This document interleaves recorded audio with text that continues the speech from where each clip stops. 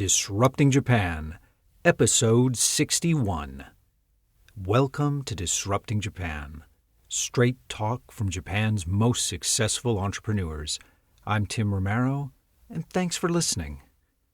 Today, I've got something really special for you.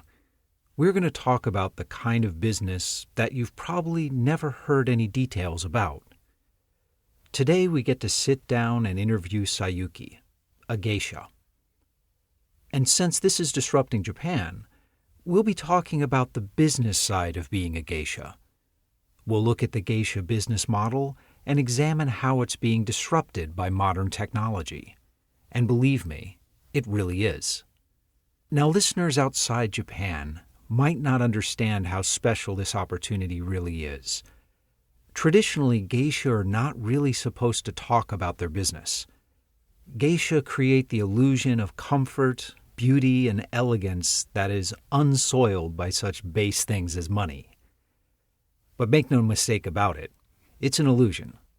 Geisha is a very serious business, and Sayuki, who also has an MBA from Oxford, has agreed to sit down and walk us through it. In fact, from a business point of view, geisha are an established cartel that is being disrupted by new technology, the internet and tourism websites in particular, and by low-cost substitutes. And there's a very good chance that geisha will not survive in their traditional form. In fact, many geisha houses are proactively trying to adapt to this new market environment. But Sayuki tells this story much better than I do. So let's hear from our sponsor and then get right to the interview. I want to tell you about Justa. Now, I've known these guys for years, and I've been recommending them long before they became a sponsor. Justa is really the only recruiting site that gets bilingual startups. Whether you're looking for American engineers or Japanese sales staff or the other way around, Justa can help you out. Unlike recruiting companies, they're priced to be very startup-friendly, and unlike job boards, they're an active part of the startup community here, and they're trusted by some of the best talent Japan has to offer. So drop by justa.io and see what they're about. So today we're sitting down with Sayuki, who is a bona fide geisha here in Japan, and we're going to talk about the business of being a geisha. So thanks so much for sitting down with me today. Thank you. First and foremost, a lot of our audience is either in Japan or knows a lot about Japan, but a lot of people don't. So before we get started with the business, can you clear up exactly what a geisha is, what they do now, what they used to do? Geisha means arts person, literally. So geisha are traditional dancers or musicians. And most of the entertainment that we do is private entertainment. So we go to dinners and parties, which are usually in private rooms and not large-scale public performances, although we also do those occasionally. Okay. You've been a geisha now for about 10 years? Nearly. Wow. Getting there. Okay, so since this is an audio podcast, I should explain that you are Caucasian, you're not Japanese, which makes you very unique and I'm sure appealing in the world of geisha. But can you back up a bit and tell us the story of why on earth you decided to become a geisha and how you managed to do it? Sure. I'm an anthropologist. I got my doctorate from the University of Oxford. And after graduating, I started to lecture in Japanese studies and also to make documentary programs for television for broadcasters like BBC or National Geographic Channel. And I took a slate of ideas one day to National Geographic Channel, including ideas about infiltrating the mafia and all kinds of things. And one of those ideas was to make a program about geisha. So you decided to infiltrate the geisha? Instead, yes. Which sounds a lot more interesting and safer than infiltrating the mafia. My life could have taken a very different turn. I imagine so. I mean, but especially as an Australian, you can't just decide I want to be a geisha. How did you get connected? How did you find someone willing to take you on? I looked first among my alumni. So I was the first white graduate of the first female white graduate of Keio University in Japan. And it's a school with a very strong alumni network. And it came in very, very handy in the geisha world because many of the tea house owners are Keio graduates, many of the customers are Keio graduates, and it was a really great network, and they really looked after me and helped to introduce me into the geisha world. So I was very lucky in that sense. But it's true that you can't just walk into the geisha world. There's a lot of misconceptions. There was an American anthropologist in the 70s called Liza Dalby who wrote an absolutely amazing thesis about the geisha world after researching in Kyoto for a year. She was living in the house of an ex-geisha, and somewhere along the road in her research they dressed her up and sent her out to a banquet to experience what it was like. And she wrote her thesis on the basis of that research. And some people have made the assumption that she was a geisha because of that. But it's very, very different to actually become a geisha. For example, in Kyoto, to become a geisha, they would have to change their rules, their constitution, to allow a foreigner in for the very first time in geisha history. And that would be an absolutely major affair, as it was for me. It needed the agreement of all 45 geisha in Asakusa and all the people who are connected to the geisha world. And it was a very, very major decision. And there's absolutely no way possible that Kyoto would have made that decision. That's going in the 70s. Hundreds of years. But I've been in some hard negotiations before. But how did you manage to convince 40 plus different geisha houses to make this change? Not only accepting a Westerner in, but accepting someone. Now, most people start out their geisha training as very small, very young girls, right? So that's a really big deal. How did you get them to make that change? I think I was very lucky and I had very good introductions, and those people worked very hard on my behalf. Asakusa is a very conservative, very old-fashioned district, and a lot of people don't realize that Tokyo is very much more conservative in many ways than Kyoto is. Really? How so? Kyoto is very conservative in the look and the way they do things, but they have many modern business methods that Tokyo still doesn't have. So in that way, Tokyo is very conservative. So I think it's surprising that I got permission to debut in Asakusa, knowing what I know now about the geisha world. And there's other misconceptions that people make. They think I somehow opened the door and now suddenly Japan, the Japanese geisha world, welcomes foreigners in. That is very, very far from the case. Not quite true. That's not true at all. I think to get into a proper town district would be equally as difficult now as it was when I debuted 9 years ago. Since I debuted, there have been a number of foreigners who have worked as geisha in the countryside or in former seaside resorts or geisha districts that have very casual standards, and they're not at all the same thing as town districts. Okay. And in some of those districts, they have fewer geisha than they used to have, and they have a lot of need of geisha for tourists who suddenly come in at certain times of the year. So they recruit part-timers and all kinds of casual people. So I understand that geisha is not really a part-time job. In the town, see, there's a very, very big divide between a town high-class geisha district and a countryside or seaside or former lodging town. There was, along the road from Tokyo to Kyoto, there were 52 stops. And every single one of those had some form of geisha, but they were not high-class geisha because they were servicing people who stayed for one night only. So the first one of those was Shinagawa, because that wasn't part of Tokyo in the old days. And it went on from there. So the further you got from either Tokyo or Kyoto, I don't want to say lower the standards got, but what's the right way to put it? They were just more casual. More casual? More casual. Less formal, less traditional? Because of the nature of the clientele. So there have been a number of foreigners who have debuted in countryside geisha districts. Nowadays, I have to point out, nowadays, anybody who is a geisha nowadays is serious about their art and serious about their job as a geisha. It's not a profession that is very casual these days. But these foreigners, they were all married. And the ones who debuted in the countryside or seaside districts.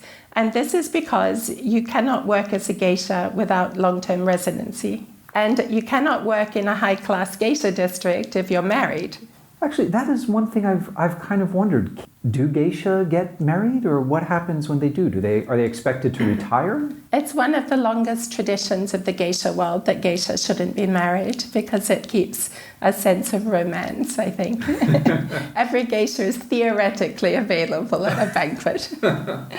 Okay. Your training must have been very different from the traditional training, at least in intensity, because you had to... Well, how old are most girls when they start their training? In the old days, they could have been 11 years old, they could have been 15 years old. But actually, you can become a geisha at any age, and that was always the case. Women, maybe with some kind of a problem in their lives, if they got divorced, if their husband died, if they had to repay a debt, maybe they would have become geisha. So geisha have always come in at any time. So it's not only young girls that become geisha in the first place. But it's ironic that my geisha mother was 65 when she took me in. And she herself had arrived in Asakusa at 4 years old, a distant relative of a well-known Asakusa geisha. And she'd started her dance lessons when she was 6 years old. And she had never taken a trainee until she took me. So I got the training exactly the same as the training from more than 50 years ago. So in that sense, I was very unlucky indeed. Okay. Becoming a geisha then is mostly... The first step is finding a geisha mother who will accept you and agree to train you. Yes. Okay. So I understand the fascination. I certainly understand why you wanted to study this world and explore this world, but what made you decide to stay in it? What made you actually decide to become a geisha rather than an anthropologist studying geisha? That's a very good question. The initial agreement with Asakusa was that I would study and train as a geisha for a year. And we were supposed to be filming a documentary following my progress. And the day after that agreement, I was scrubbing the toilet in the geisha house and quickly realized that it's not compatible to be a television director and a geisha trainee. So I had to put the program ambitions on hold and concentrate on becoming a geisha.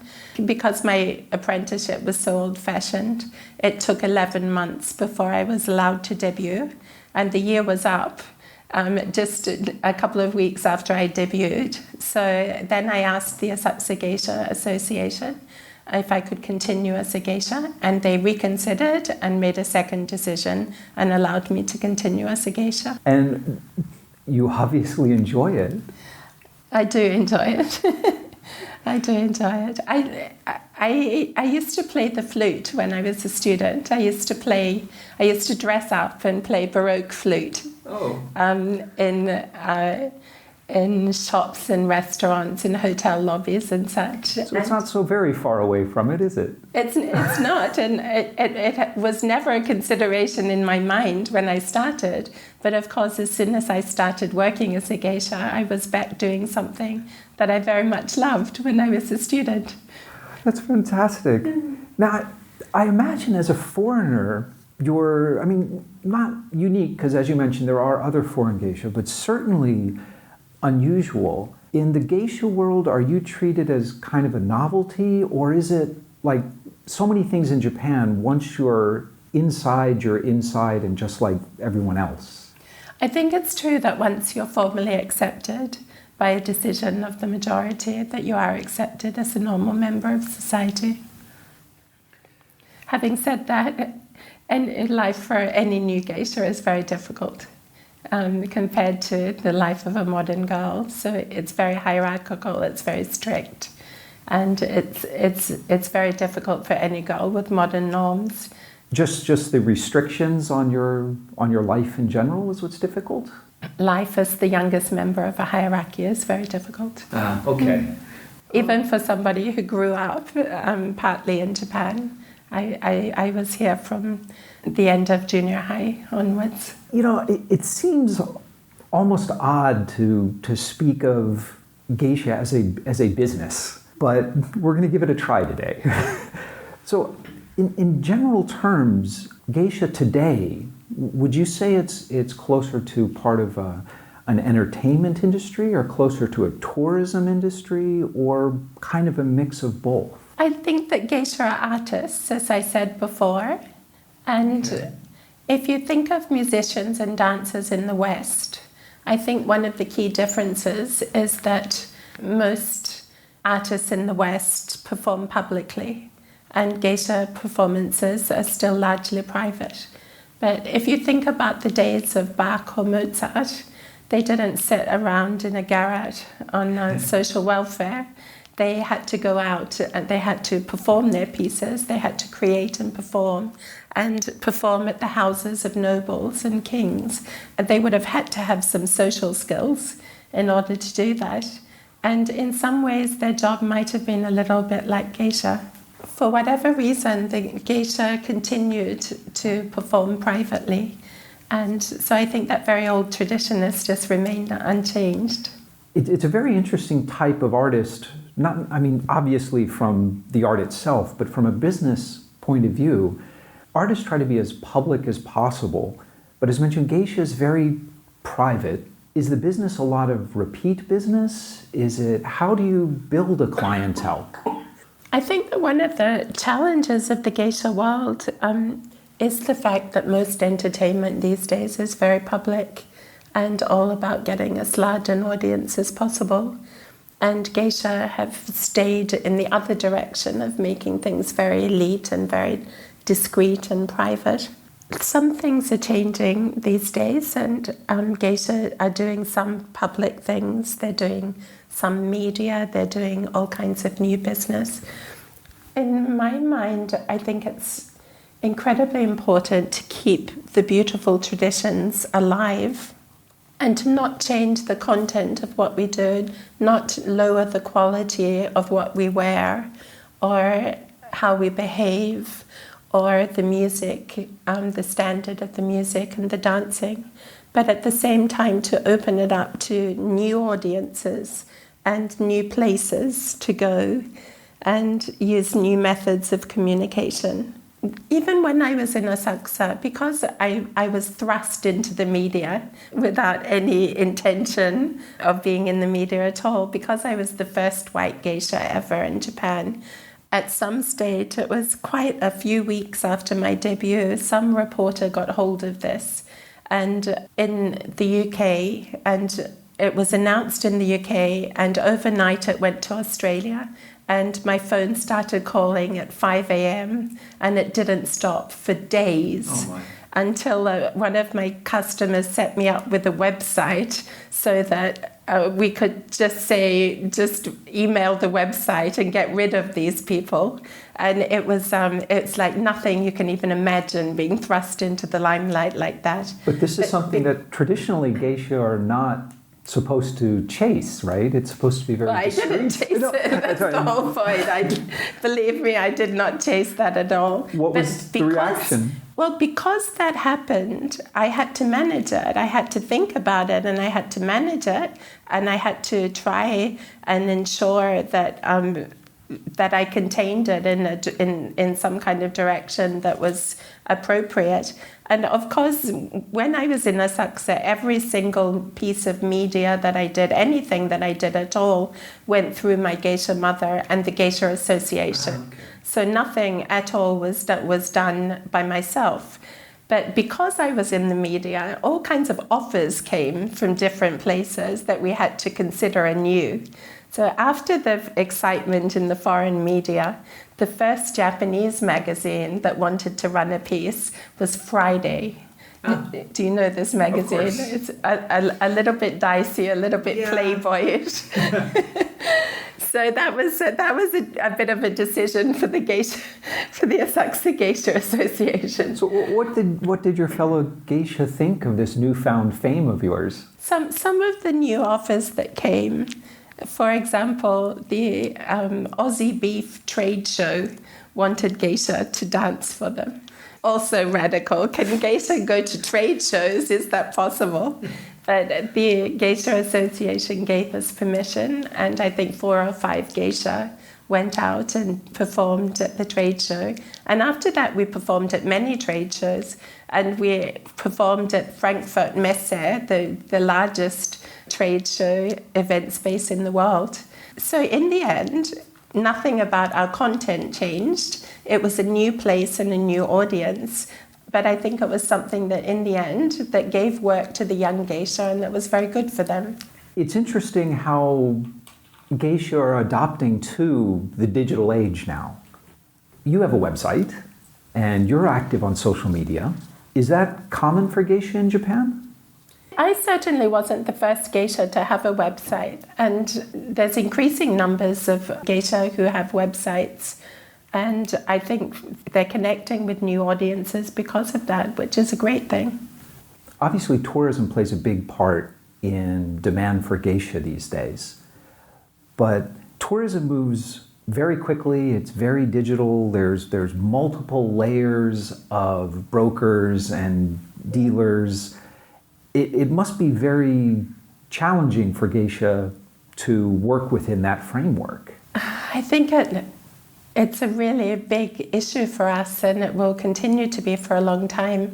Firstly, tourists are a wonderful audience for geisha because they want to see the real thing. And I'm always explaining this to Japanese audiences who somehow fear tourism or think that it will dilute the traditions of geisha. But it's really the opposite. Some geisha districts have done a very good job of diluting their own tradition. They've pulled down tea houses and put up concrete buildings. They're not going out in white makeup in them anymore. And I've heard of karaoke machines inside tea houses and all kinds of dreadful things. Oh my, that doesn't sound very true. That doesn't sound very authentic. That's not very authentic, but that's the direction that some Japanese districts have gone. Some geisha houses have are even sending their geisha out as companions, which is a terrible thing. But tourists want to see the real thing, so it's very important for the future of geisha that we connect successfully with tourists. But of course, there's huge threats there as well. And one of the threats is if the booking agencies are large enough, they can upset the geisha hierarchy and they can change the face of what we do. And this is a huge danger. There is one booking agency in Japan now that has pictures of furisode, which are companions. They're girls who are dressed up as geisha but have nothing to do with the geisha tradition whatsoever. And they're advertising them in English as geisha.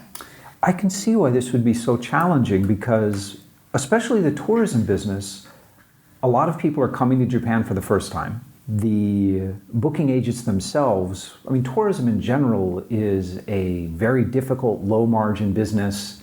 They make money by booking people into something that they'll enjoy regardless if it's authentic or not. So how would someone go about booking an authentic geisha for a party? Anyone can contact me at any time on my website. I will be very happy to advise on any geisha experience. We'll definitely put those links up. But No, I'm serious. General, I'm not just a geisha. I also lecture in geisha studies. I've lectured at Keio and Waseda for the last 9 years. I've visited just about every geisha district in Japan. And because I'm in a very unusual position now of not being affiliated to any geisha district, I work with almost all of the geisha districts from Tokyo and many from all around the country. I very much have an invested interest in ensuring that all geishas succeed, and I'm very happy to introduce anybody to geisha districts wherever they want to hold their banquet. We'll make sure that link gets up on the site. But how are geisha houses or the geisha industry, I don't want to call it the geisha industry, but how are geisha responding to this problem? How are they protecting their image and their business from these like low-cost shows that are going up on all these tourism sites? Good question. The geisha are very upset about several developments. The people advertising fake geisha in English. Of course, there's only a handful of geisha that speak English. So there's not so many people that are aware, but now they've become aware and they are doing something about it. But the second dangerous situation in the geisha world is that we've seen foreigners try to set up as geisha when they have no legal right to work in Japan as geisha. You need to have long-term residency to work as a geisha. The power of the booking agencies on the internet and the power of social media are affecting the traditional hierarchy in the geisha world, and this is a huge problem. I can imagine with that much money and that much business flowing through one or two small channels, it gives them a lot of power. But are most geisha technologically savvy? Do most geisha tweet? Do they have Facebook pages? Some of them do. Some of the younger ones are quite active on the internet. Some of them, they're getting there. Yeah? It's a slow process? Yeah. The same thing is true in all traditional industries. Take a long time to adopt new technologies. Traditional crafts, I can imagine, would take even longer. Yes. I mean, geisha have never really run their businesses by themselves. Geisha are artists, so it's the tea houses that acquire the customers and do a lot of the business side of it. So some of them may be more internet savvy. I think geisha are catching up. Is that still the primary means of business? The tea houses will book the geisha, or are geisha now having to be more proactive and find the customers on their own? Some geisha are active in finding customers for themselves, but traditionally, of course, it was the tea houses' role. It was not something that geisha would have been proactively involved in, looking for new customers at least. They would have been always proactively involved in keeping customers. Right. I mean, one of the dangers of the internet is that, for example, a lot of the tourist banquets in Kyoto now, they don't involve a change in geisha fees ever, because geisha fees are set by the district. It's a system whereby a geisha can't undercut each other. So geisha are protected mainly in that way. But if you go to a cheap tourist banquet, one single maiko comes in, and it will be the most junior maiko, because senior geisha don't like to do these kind of banquets. And she'll come in by herself with a room full of 30, 40, 50 tourists, and the poor thing will do one dance and then have to wander around the room interacting with dozens of people. And it's a geisha experience, but it's not a banquet. It's not a beautiful private space where you can interact with the geisha and relax and be part of the moment. And for our foreign listeners, a maiko is a geisha in training. One really new thing, I think, with geisha, I said before, we're trying to get to new audiences and new places. Geisha have always been able to travel anywhere.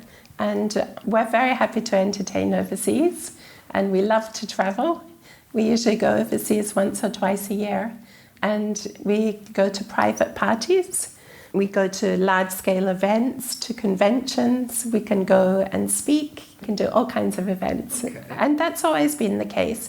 Geisha were traditionally at the first day of the opening of the sumo wrestling matches, for example, or on the first day of the kabuki. Geisha would have been there en masse.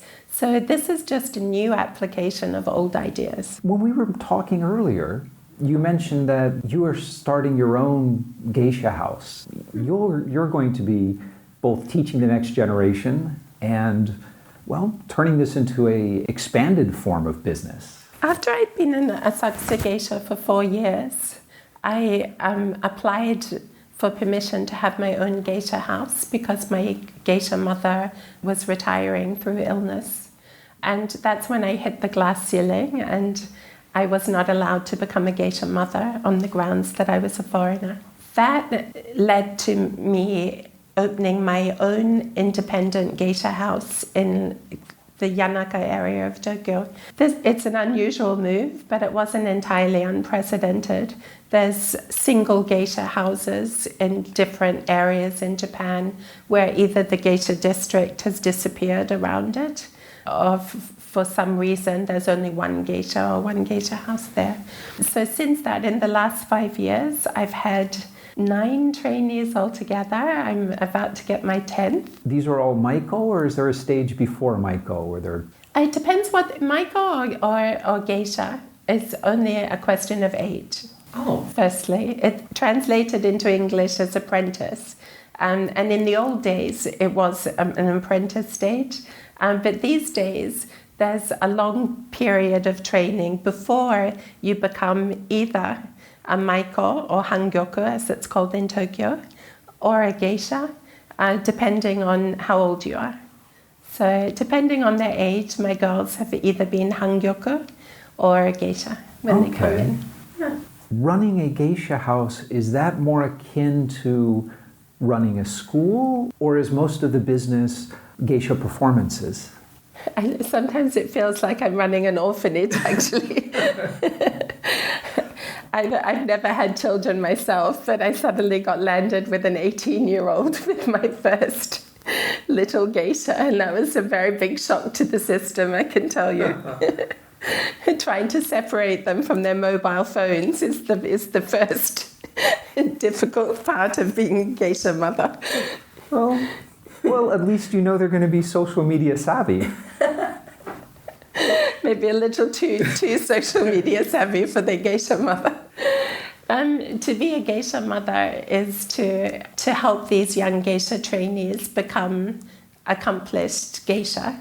So I don't directly teach any of the arts because I'm a flute specialist, and the younger geisha usually start with dance and drum, sometimes tea ceremony, sometimes other arts. So they train from specialist teachers in each different art, but some of them live in. If they're very young, they live in with me. A trainee has to follow around their geisha mother and learn by example, learn how to greet people, learn what to do at what different times, learn how to wear kimono, how to move gracefully, everything one needs in order to become geisha-like. And that elusive geisha-like is what they're trying to achieve, and what takes many, many years in practice to achieve. But I understand it's the training never stops. I understand that you keep taking lessons in dance and music forever, basically. Yes, geisha train all their lives in the arts. What do you enjoy most about the job? I love the flute, and I love practicing, and I love performing. And in the end, even though there's many beautiful things about the geisha life, in the long run, if you don't love practicing and performing, then it's not going to work. So that's very important. But apart from that, I think it's very difficult to live a truly beautiful life, to be in beautiful surroundings, with beautiful things, wearing beautiful things, seeing beautiful people. being in beautiful, exquisite, traditional Japanese architecture, looking at beautiful paintings. It's hard to live a truly beautiful life. It's not really a job, is it? It's something else. I think it's a calling. It's a vocation.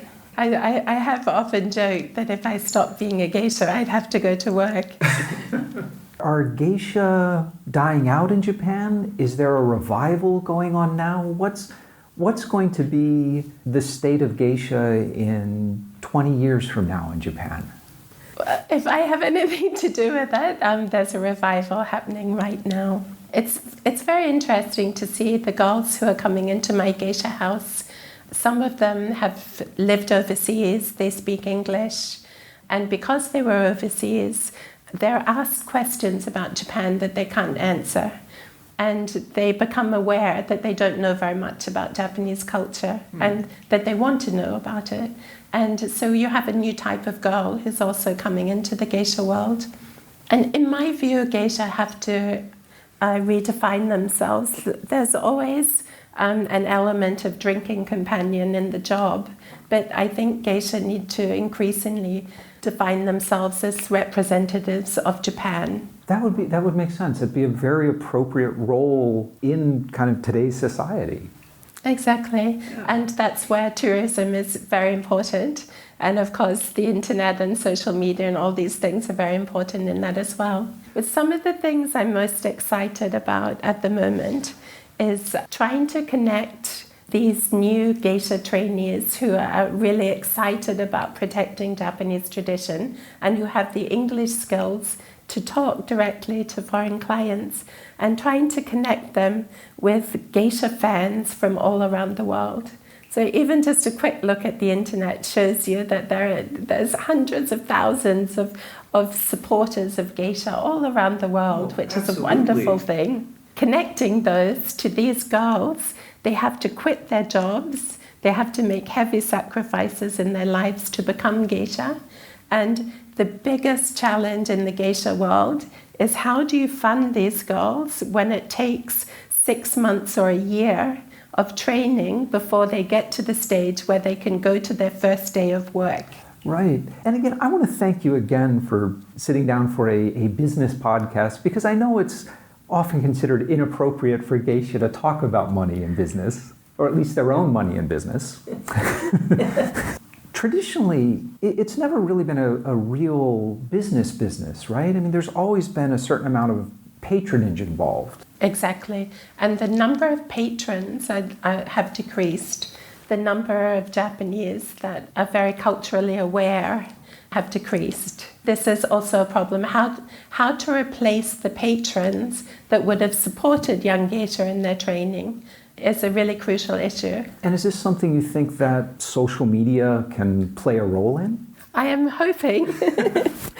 I am hoping that we can do something really interesting to connect the trainees to geisha fans abroad. We're going to list my new trainees on Patreon and see how it goes.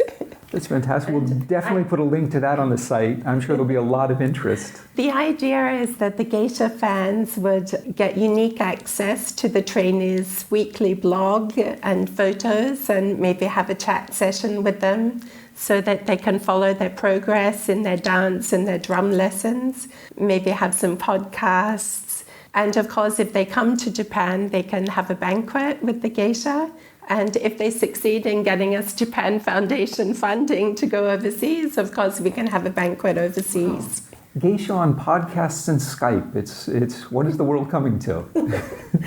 And I think if you're just a geisha fan, just watching geisha on the internet, hopefully it will be exciting to be able to actually be creating a new geisha, because that is literally what these people would be doing. They would be making it possible to create a new geisha. It does make sense, because we've seen this happen in all other kinds of artistic endeavors. I mean, if you look back on the history of music and art, it used to all be patron-based as well. I mean, all over the world. Maybe what we're seeing is a change from having one or two really wealthy patrons to having, hundreds of patrons who can follow remotely and pay a little bit of money and achieve the same thing in the end for the artist. Exactly. It's a totally amazing thing. The thought that this beautiful, wonderful tradition in Japan could be supported and helped by people from all around the world is just such an amazing idea, and I'm so excited about it. I do want, I'm going to be absolutely lynched for this on social media. I can tell you that already. I get lynched for all kinds of things. But we're going to put it in a couple of stages. But I do want to point out that I'm already the major sponsor of the new trainees. And even if we got Patreon, even if we successfully went through the first stage, I am still funding all the second and the third stage myself.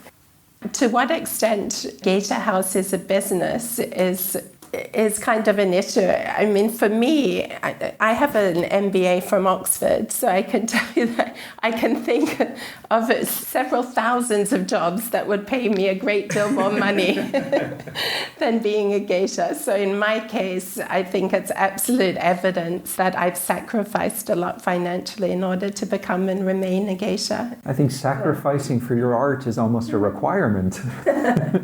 At the moment, I'm sacrificing for a whole generation of new artists and hoping very much that they would stay and actually fulfill their dreams. Well, I think it's going to be fascinating over the next 5 to 10 years to see how this plays out.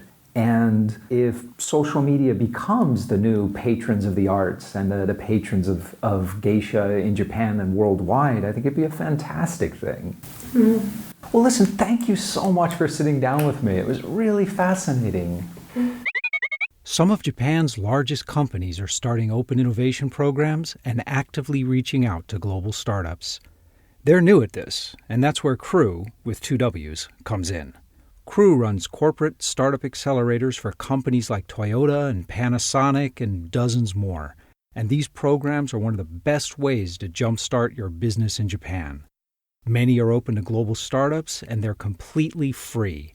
Now, I've known and worked with the CREW team, and they're probably doing more than anyone to bridge the gap between corporate Japan and global startups. So drop by CREW with 2 W's .me/4-startups and get started. And we're back. You know, most people don't think of geisha as an industry, and perhaps it's not. But it certainly can be modeled that way. Now, each geisha district has strict boundaries, which are respected by other districts, and all houses within a district agree to set the price and not compete. Any new competition can only enter via the consent of the existing players.